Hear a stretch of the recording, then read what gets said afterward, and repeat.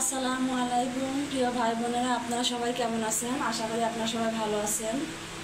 কাছে এবং দূরে যে যেখান থেকে আমার ভিডিও দেখছেন, দেশ এবং দেশের বাইরে, আশা করি আল্লাহ তাআলার অশেষ রহমতে আপনারা সবাই ভালো আছেন। আলহামদুলিল্লাহ, আমিও আমার পরিবারের সবাই আপনাদের দোয়ায় আল্লাহর রহমতে ভালো আছি। আজকে আমি রান্না করব কাচকি মাছ দিয়ে বেগুন দিয়ে আলু দিয়ে। মাছটা দিয়ে রেডি করে নিয়েছি, বেগুন কেটে নিয়েছি, এখানে আলু কেটে নিয়েছি, পেঁয়াজ মরিচ সব রেডি করে নিয়েছি। এখন আমি কড়াইতে দিয়ে দিব। প্রথমে আলুটা দিয়ে দিব,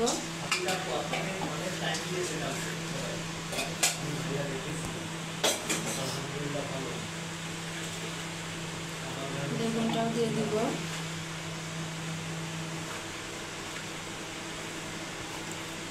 সবজি আমার একটু বেশি পছন্দ, মাছটা পছন্দ না, জন্য বেগুন একটু বেশি দিয়েছি। পেঁয়াজ কুচি দিয়ে দিব, কাঁচামরিচ কুচি দিয়ে দিলাম,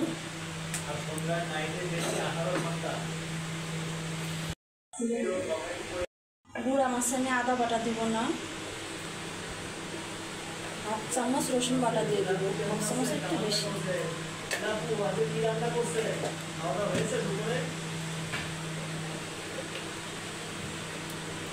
1 চামচের কম হলুদ দিয়ে দিব,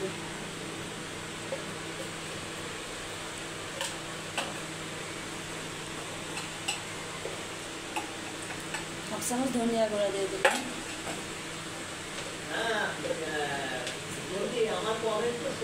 1 চামচ মরিচের গুঁড়া,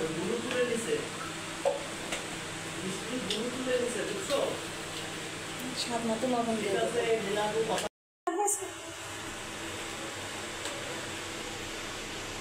এখন এটা আমি মেখে নিব।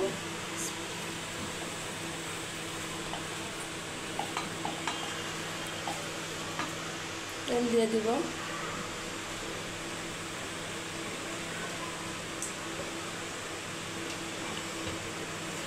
সুন্দর মতো মেখে নিব।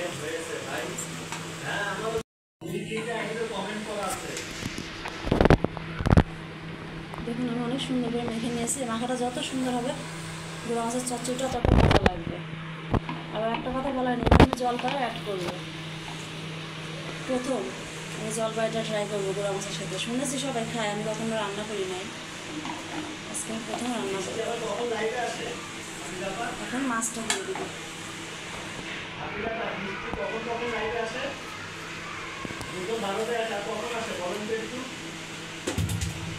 মাছটার উপর দিয়ে হালকা হাতে মেখে নেব।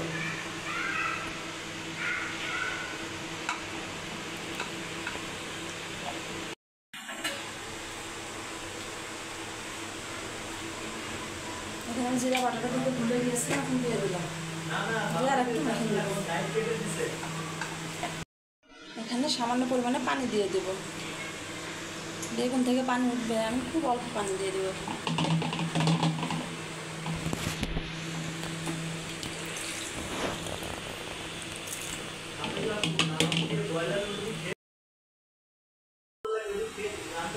এখন আমি তরকারিটা চুলায় বসিয়ে দিলাম, চুলাটা অন করে দিব।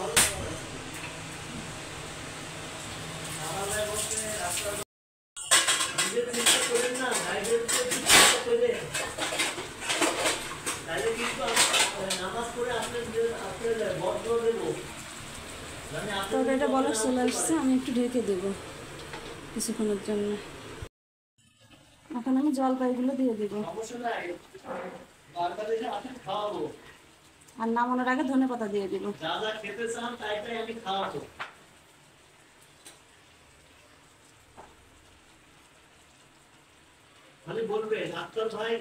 কেমন লাগবে আমি বলতে পারতেছি না, গুঁড়া মাছের চচ্চড়িটা কখনো যদি খাই নাই, খেয়ে দেখি কেমন।